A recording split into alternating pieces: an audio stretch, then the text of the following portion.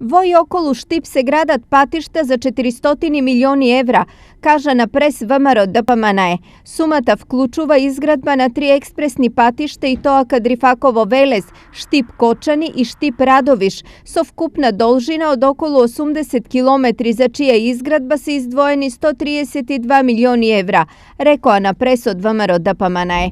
Од неголемо значење за регионот, велат во ВМРО, е изградбата на првиот автопат во овој дел од државата од осамостојувањето наваму. На 2 мај идната година, значи за околу 8 месеци, предвидена е промоција на новиот патен правец Штип-Миладиновци, вреден околу 210 милиони евра.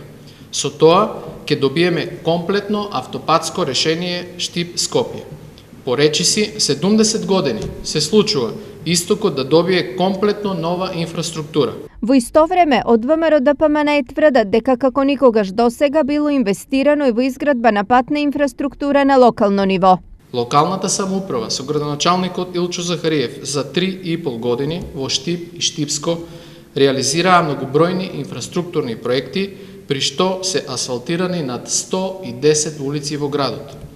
Голем дел од руралните средини се поврзаа со асфалт по 50 или 60 години, а некои од улиците видоа асфалт во последните 20 години. Од СДСМ истакнаа дека реалноста е поразлична од она што ВМРО ДПМНЕ ја презентира на прес, но конкретна реакција најавија за утре.